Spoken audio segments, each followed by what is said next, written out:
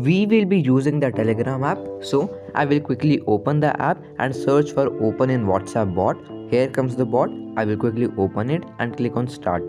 So if I send it a phone number including the international code, it will send back me a link from which I can directly chat with that number irrespective of whether I have saved it as a contact or not.